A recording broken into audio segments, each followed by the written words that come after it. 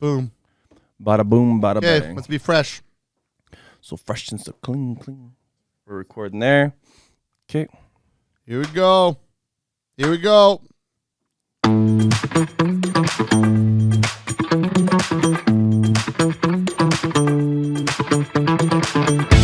Hey everyone, welcome to the Life and Gear podcast where truth leads to joy and adventure. I'm your host, Justin, and we're here with Kevin. Hey, everybody. You did a great job on that introduction. Oh man, way better than the last one. Last month's opening was... I slaughtered, and the closing. I slaughtered them both. You did. But we're back. It's October. It's fresh. Yes. We're just getting ready to go into Canvas Conference in just my a couple goodness. of days. Or if you're listening to this later in October, we're going to be celebrating Canvas Yes. Conference. I'm excited. Excited about that. You know, I'm excited because right before we started recording this podcast, you and I bonded. We did? We had a moment. We did? Yes. I'm going to remind you, and you're going to be like, oh, duh. Okay. Don Knotts. Oh, no. You and I Yes. I grew up on him. I'm assuming you did too. Yeah. One of the best actors of all times. So, would you agree with that statement? Yes. A phenomenal. One of my favorite movies of all time, besides Man from Snowy River, which is my favorite. Oh, I love that movie too. Serious? Yeah. He's riding down on the horse. And like return. that. I wanted to name one of my kids Jessica because of that show. We didn't because Tiffany has Trump power or veto power. But let's get political here real no, quick. that was nothing to do with political. But she has the power to trump you. Yeah, that's what I was meaning. And but Ghost and Mr. Chicken. Oh, so good. If we had another moment right there. Yeah, that it was was amazing. great. That is one of the best movies. Don Knotts, seriously. Phenomenal actor. One of the best. And what I appreciate, what we were talking, what I mentioned is comedy back then, and now I sound super old saying this. It's like, okay, boomer. Comedy back then was just funny. Clean. They didn't have to be disgusting. They didn't make fun of people. Was just, they were just funny dudes and humor females. was self-deprecating. Oh, and they would make fun of themselves in a way. And okay, like one of the funniest scenes of a movie ever. And we bonded about this just a few minutes ago as well. Ernest Goes to Prison. Oh, Ernest is. Oh, those movies were great. And he's sitting on the jury stand, and his pen breaks, and he has ink. It's just everywhere, all over his face, and it's in mouth. It's in his mouth, and he's trying to play it cool. And he's chewing on that paper. He's wrapping it up in his mouth. Oh, it is so funny, dude. So funny. So, yeah, life's good. Oh, yeah. A lot of laughs. I'm excited as well. I just got in the mail my cornhole set. What? Yeah. I don't even like. You know what cornhole is? Is that where you like throw a bag? Those bags, it's bean bag. Yeah. You know the bags. What kind of cornhole set did you get? I got a professional grade. I actually had it. I even did my own artwork for it. So it's a Darth Vader and Luke Skywalker. Oh my cornhole set. You are such a nerd. Total nerd. It's amazingly, awesomely fun. You got to come over sometime. Like, is it more fun than just a regular Walmart version of cornhole? Because it's made with like real wood, and so like when you throw it, the board doesn't like bounce and move all over the place, and it's full size too. Really? Oh yeah. I watched like professionals on Instagram, and I was like, that looks like fun. So I went and got a new one, and dude, it is awesome. I'm so excited. Are you impressed? Yeah, I'm very proud of you. Is this how you feel when I talk about my Jeep? Yeah. I'm like, well, moving on. Anything else you got going on in your life? Let's see. Just in the September was the busiest month of my life. Oh, dude. I was so busy. I spoke at a Idaho conference. I spoke in a Yakima, which is Palm Springs of Washington. I spoke. That's what they call it. I spoke there. I was in LA for a week for my doctoral class. I read 12 books I'm in the middle of finishing those up. Dude. Oh, so I'm going a million miles an hour, and I'm looking forward to a break coming up here in 2.5 years or 2 years. There's a break coming. I was going to say after Canvas Conference, but that's not true. No. And that's coming up, and then latter part of October will slow down a little bit. So I want to talk about what we're going to talk about. Yeah. And we mentioned on the last podcast, you're excited about it. I'm actually, as I'm looking through your notes a little bit, I'm very excited about this. We're going to talk about how to live life with intentionality. Yes. What does that even mean? You know what I'm going to do? This could be scary for many folks. I'm going to sort of open up my life and talk about what I often do in my mind on how to live intentionally. How do I approach life so that I can live life and life doesn't sort of live me, if you know what I'm saying? Yeah. And so I'm going to just share. You're going to think I'm weird, I think, in some of these times. We already do. Okay. We're so good. what I do mentally so that I can go through like a month of September and live intentionally and make it life with joy and adventure through the busiest month. Yeah. And there's a way to do that. I actually have 5 things that I want to tell you. You said, is it going to be 5 things in the last podcast? I said 5. I made 5 things that how to live life with intentionality. I believe anybody can do this, but there's some practices that you have to do so that you can be intentional even when situations surprise you. I like what you said there too. It's practice. You always continue to practice this. This isn't something like you just all of a sudden I'm constantly living with. You're always practicing. This is a pattern way of life that if you live this, you will live life. Life won't live you, and that's the phrase cool. I want to live. I want to live life, and I want to live life to enjoy every second of it with joy and adventure. That's why we do this podcast. Yeah. And so there's an intentionality of how you have to approach life so that you can maximize life out of it. I love it.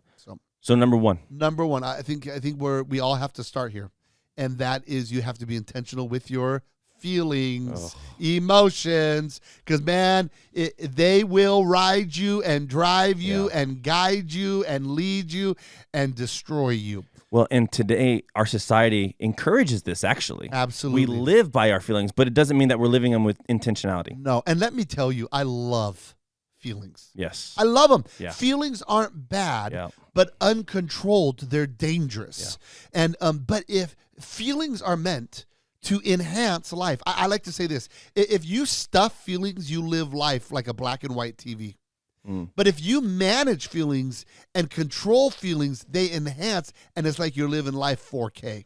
Wow. Okay? So don't turn off feelings. Yeah. Don't go to black and white TV. Yeah. Live full color HD 4K with feelings, but you got to manage them. So how do you do that intentionally? Yeah. Here's a couple things that I do, maybe more than a few. But one of the things that I do is I practice in my mind. So this is all happening in my mind. Yeah. I practice responding to them. To your feelings. Yes. So I'll give you an example. Okay, I'm excited about this. It's a Jeep example. Are you still excited? Oh. Okay. I was trying to think of another one, but this is one I just did. No, so you're good. a couple years ago, I went to Colorado to drive what's called the Black Bear Pass. It's one of the you're on a 3,000-foot cliff. And, and I remember you took talked pictures about it. And the road is off camber, which means it leans toward the cliff. Ooh. I did not want to face new feelings when I was in my Jeep. So here's what I did. I watched YouTube videos of other Jeeps driving this, and I allowed myself to get lost in there to experience what kind of feelings I was going to experience when I was there on the trail. Like I tried to put myself in their shoes and go, and it was amazing how I felt these feelings. Yeah. And I taught myself how to respond to them. So I go, okay, here. I didn't want to be surprised by them. Yeah. Now, they were probably more intense when I was there. Sure. But I was aware of the feelings, the uneasiness. I do that when I get ready to go speak. I'll practice. Okay, when I go up there, here's the emotions I'm going to feel. And so I practice responding to those emotions so that I can lead them. They're not going to lead me. Yeah. In a sense, I get used to it. So now I can own them and they don't own me. Yeah. And I learn how to lead these emotions, and I'll practice those emotions even if I'm going to have a conversation with someone. I'll practice how am I going to feel if they respond this way. In fact, I'll get there in just a moment. Or if I get a negative letter, how am I going to respond to that? So sometimes I'll role play in my head, just to see what are my feelings going to bring up, so that I can learn them. So that I can lead them. And I think I do this all the time. Sometimes you start to build in a natural reaction of how you know you're going to respond, because these feelings are not new and surprising anymore. They're still strong. How is it though? I mean, sometimes your emotions just catch you off guard. Someone says something that just all of a sudden, boom, it just catches you off guard. What is your response to that? I don't have to treat that feeling like it's brand new to me. Because I manage my feelings. They don't guide me. Yeah. So I can be frustrated. So sometimes, going back to point 1 of our last podcast in September, when you face adversity, so someone saying something that takes you off, I can go, stay calm. take evaluation of my feelings. That's good. I had a guy That's a good once, I was at a church and they were having some troubles and I went in to help the church navigate some issues. And there was a guy there that was really a problem. And he came up and he started, I'm getting ready to preach at this church. And he did not like me at all. And he came up and started yelling in my face, like an inch from my face. No way. Yeah. And he's spitting in my face as he's yelling. And, You're like, this is what it feels like. Right. And there was a moment that I had practiced. What would I ever do if that happened in my head? And I went like this. I decided in that moment, I'm going to respond with a soft answer. Wow. Now, there is a proverb that says a soft answer turns away much wrath. Yeah. Yeah. And I said, and then here's what I did. As he's yelling at me, calling me all kinds of names, I said, I'm sorry you feel that way.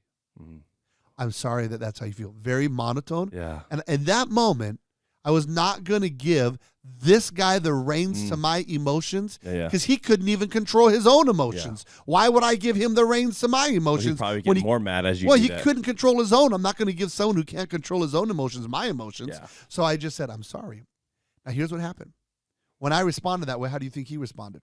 He just got louder, probably. You're absolutely right. He got louder. But the people that were standing with him started backing away from him because they didn't want to be associated with out of control.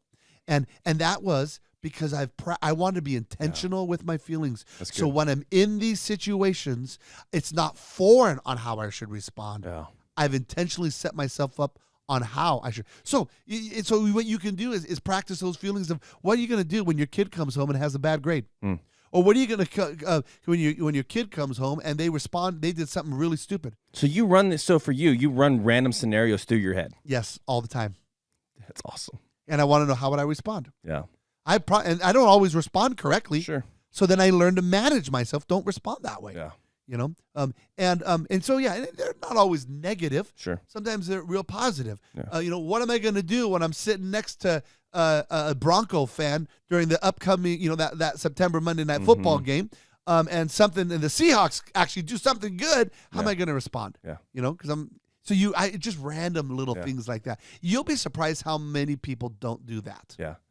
I don't practice it. And they allow their feelings to be in the driver's seat. Yeah. And to live life intentionally.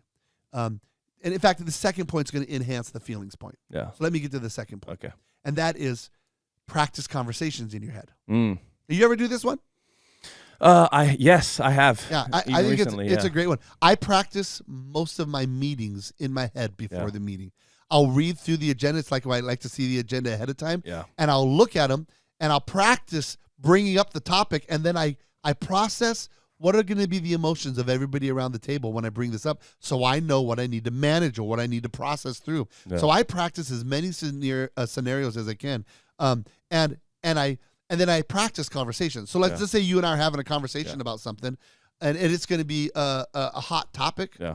I will practice with you before I meet with you, and I will go, okay, Justin's probably going to respond this way. Yeah. But then I'll go, how am I going to respond if Justin responds this way? Yeah. And I'll play several scenarios over in my head so I can be prepared on how to respond. Doesn't mean I do all of the scenarios, but I do my best. If I'm going to be meeting or counseling with a couple that's pretty upset, then to be intentional, I'll practice that conversation in my head all the time. I practice a lot with my wife. Sure. So I want to make sure because you know what's the goal of communication is what? I don't know exactly what to be heard. Say. Yeah. Not to say words. Yeah. To be understood is even a better response. Yeah. So I'll practice conversations to learn not what is the right way to say it, but to say it the right way so it's understood. Yeah. What I like about what you said too is you practice how the scenario can play out in different ways. Because I know for me, I've done this, I practice, and I think a lot of us have practices, especially when it's going to be an intense conversation, but it's natural for me just to practice it the way I want it to go. Yes. And not the way that it possibly could go other ways. And so I love what you said of do it different scenarios. Okay, if they don't respond the way you want them to, how are you going to be responding then? Yeah. And this all comes back to being intentional. Yeah.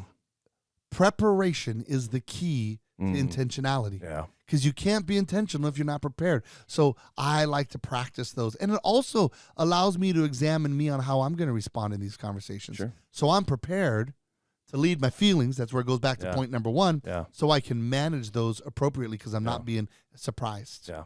And that leads me to then, I think, to point 3. So feelings is huge. Yes. And then practicing conversations is huge. In fact, maybe you're listening to this podcast and you have a conversation with your son or daughter tonight when you get home. Practice it right now. Yeah.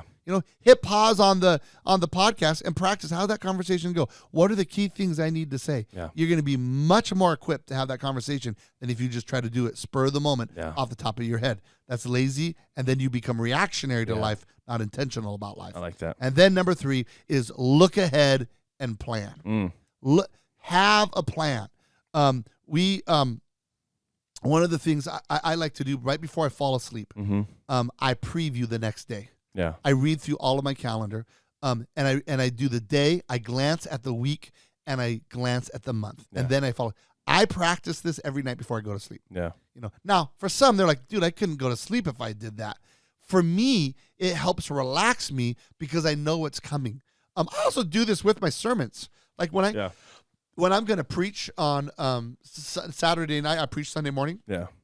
I reread my message Saturday night, and my brain processes that message through. The other day, I was speaking, this is a couple months ago, I was speaking in Billings, and I read through my message on Saturday night, and when I woke up Sunday morning, I had a brand new insight because my brain had been working on that message when I was sleeping, and I'm like, oh, that's going to be better. So I think if you want to be intentional, get this, you have to know what's coming up. So look ahead. I call it and this is called systematic thinking. I call it what to the 5th power. Okay. What do you mean by that? Here's what I mean by that. It's called another way of calling it would be your domino effect. And here's what I mean. I'll play scenarios in my head on my calendar when I'm looking to make good decisions or plan. If I do this, what's going to happen? Oh, I see. Then what's going to happen? Then what's going to happen? Then what's going to happen? Yeah.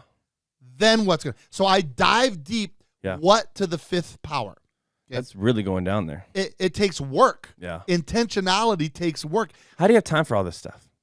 I mean, so many of the things we talk about is like, I feel like that's time consuming. So I'm driving. Let's see if I can come up with a scenario. I drive to work. I'm having these conversations in my head. Like I don't put a lot of useless jabber on the radio. I used to listen to a lot of jabber on the radio all the time. It's just news talk or sports talk. Right. And I've tuned that out to make time for these kind of things. It's way more beneficial. Yeah. Or I'll just have a moment like I'm going before bed. Yeah. This takes like 2 minutes, 3 minutes before. Okay, what's going to happen here? Then what's probably how they're going to respond? Then how they're going to respond? Then and then it's happening in your mind. Okay. And sometimes when you practice disciplining it, you start doing it naturally. Okay, that makes sense. I'll practice. Let's say I have a meeting across the hall. From walking from my office to across the hall, I'll quickly process that conversation in my head and maybe even stand outside the door for another 5 seconds to finish. Okay. Just being a creeper outside the door is all. Well, I am a creeper. and then I'll walk in. So there is more time than you realize to do these things. That's a great question, though. So what's next? Well, I think that, first of all, I just want to hit before we go on to the next one. I think that what to the 5th power, that's the discipline of the mind. Yeah. Okay? Maybe you don't start at what to the 5th power. Sure. Maybe you start at what to the 2nd power. Yeah. Okay. What's going to happen here? Then you're already more intentional than you were the day before. I like it. Congratulations. Thank you. There you go. And then I think point number 4 is maybe my favorite of all of the points, though I really like point 5. And I really like point 1. They're all ones. But okay, they are all ones. Here we go. Point number 4 is understand the power of little things. So good. I love this one. I was recently in end of August, my son and I went fishing. This is the one where I lost my pole in Storm Lake. The beluga whale. Yeah, that one. Well, on the way out of the trail, there were these 2 hitchhikers. Now, I'm a hitchhike picker-upper. I don't know if you knew that or not. I didn't know that. Yeah, so if I see hitchhikers, I pick them up. Yeah. And so there are these 2 people that were backpacking, walking a road. And why walk a road when you can drive it? Okay, so you're driving. I'm driving. Okay. They're hitchhiking. So I pick them up and I move stuff around in my Jeep and they get in the back seat. Woo! Were they right? Them in your trailer. Well, no, I'm kind. Have you seen a picture of my trailer? Kevin. And then and so I And so they were ripe. They were ripe. They had started. Oh, these humans. Yes, yes. And they were smelly. But nice people. They had started hiking in Mexico. Oh, and wow. were hiking all the way to Glacier Park. And they were the what? Yeah, it's called the Continental Divide Trail. Okay. And so they hike the Continental Divide. So they're getting near the end of it. They're in Montana. Dude. They're coming to Glacier. And I told them I live right by Glacier. They're like, let's go. Yeah. This was their third epic trail they had done. In the past, they had done the Cascade Trail. Yeah. And then they had done the Appalachian Trail on the East Coast. Were these buddies or what? It was a guy and a gal. Yeah. It could have been a husband and wife. I didn't get into that much detail. Surprised you don't know like their whole life story. So, well, it was a short drive. They were really smelly. No, they weren't bad. They were nice though. But they, but I said, guys, how do you 3,000 miles of hiking they've done, dude? And I said, how do you do it? Like, I can't imagine. No. I can't imagine driving 3,000. No, here's what he said. He goes, and it was a powerful statement. He said, it is amazing what you can accomplish when you just do as little as 20 miles a day. Now, pause. Okay. 20 miles a day is still hard for me. Okay? Yeah. But in his mindset, 20 miles is nothing. Yeah. And here's what he said. When you just do little things over and over and over and over, you accomplish big things. Shut up! That right there is worth the podcast. Dude, that's going on the podcast. I got chills right now. Okay. I love that concept. Yeah. It is amazing what you can accomplish when you just do a little every day.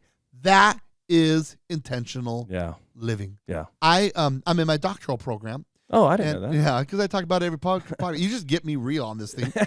And, when I look at a 30-page paper, I had to write a 30-page paper. Ooh. That's daunting. That is. Okay? Daunting. But if I look at that as, you know what, I only have to write 6 5-page papers. 5-page papers are nothing. I can whip that out easy. Yeah. Well, I'm just doing it 6 times. It makes that 30-page paper so much more accomplishable. Yeah. Let me speak to marriages for a second. Yeah.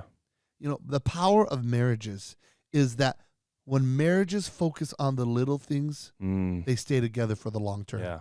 And where a lot of marriages get unsettled is they start focusing on the big things and they don't worry about the little things anymore because they have become, they're just not as important. Yeah. And that's when problems begin to occur. I think let's look at it from a job perspective. Yeah.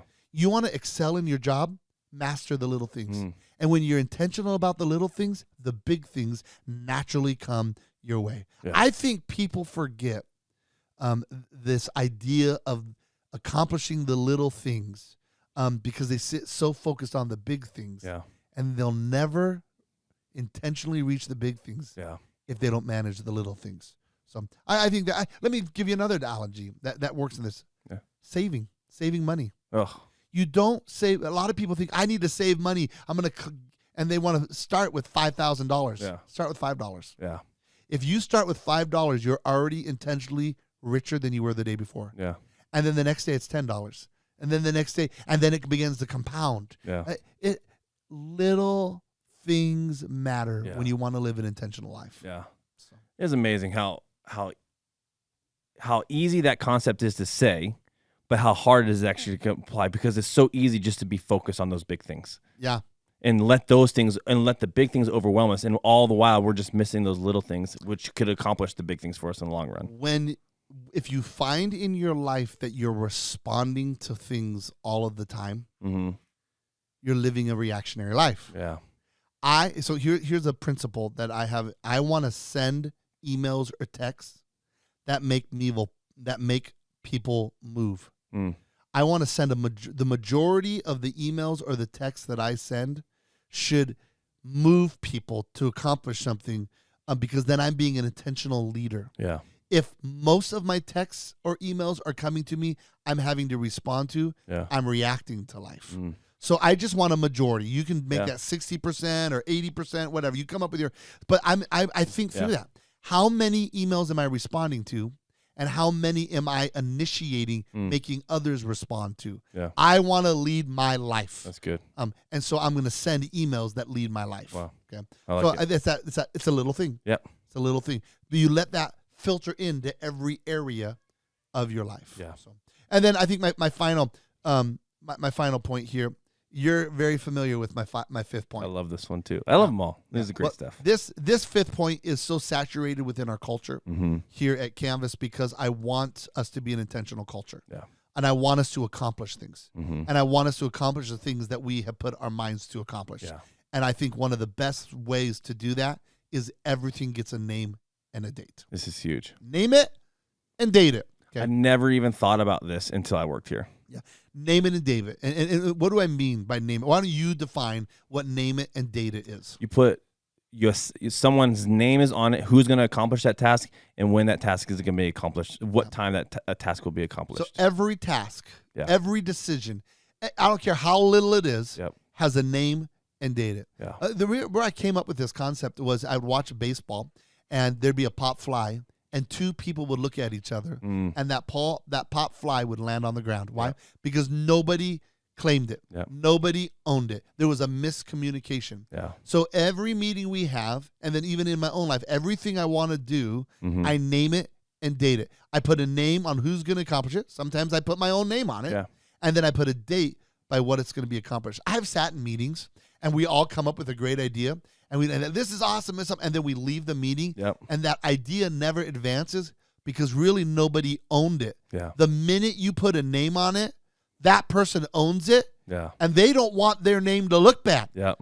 And then now, if you give a name to it, and you don't date it, that person owns it, but they don't sense a sense of urgency to accomplish. So they'll come back and go, "Yeah, I haven't got to it yet" in the next meeting. But if you put a name on it and a date, now they're accountable to the team to get it accomplished. So we do this in our meetings. I love it. I do this in my house. So when I assign jobs to my kids, I give them a name. Hey, Cadence, you're taking out the garbage, and I want it done by 3 p.m. Okay, because if I just say you do the garbage, when the garbage is going to get done? When I'm tucking her into bed, and she's going to go, I need to take out the garbage. So I always, even in little things, even to my kids' chores, name it and date it. Again, I do it to myself, and then a deadline puts me into planning mode. Okay, I'm going to get June 2024. I'm going to the Arctic Ocean. Wow. I named it and dated it. And you know what that means? For the last year and for the next 2 years, I'm working on my trailer and my Jeep. I'm getting everything situated. You got to make sure that wheel doesn't fall off again. I'm making sure my wheel doesn't fall off again. I'm doing everything right. But if I didn't have a date on it, I wouldn't have a sense of urgency to get everything aligned up to it. And then I would react to when it's coming and probably have to move it off to a further date. Naming it and dating it puts you in production mode and allows you to live life with intentionality. I love it. All right, do a quick recap of the 5 number ones. Okay, number 1, feelings. You gotta practice your feelings. How are you gonna respond? Get comfortable with uncomfortable feelings so you know how to lead them. 2, practice conversations in your head. Practice them in your mind. So I have conversations with my wife in my mind. I have conversations with my assistant in my mind. I have conversations with you and everybody. I just practice those conversations. In fact, just as a side note, here's a bonus tip. Just in conflict management, if I'm having a conversation with someone in my head and I never have the real conversation with that person, but I keep having it in my head, that's a trigger for me to know I need to have the real conversation. That's good. That's a freebie. Number 3, look ahead and plan. Pretty sure these are all free. Number 1, did I say 3 and it sounded like free? Number 1, look ahead and plan. And that is, just preview your schedule. Know what's coming up so you're intentional about it. Number 4, understand the power of little things. You too can hike the Continental Divide. I don't want to. Okay.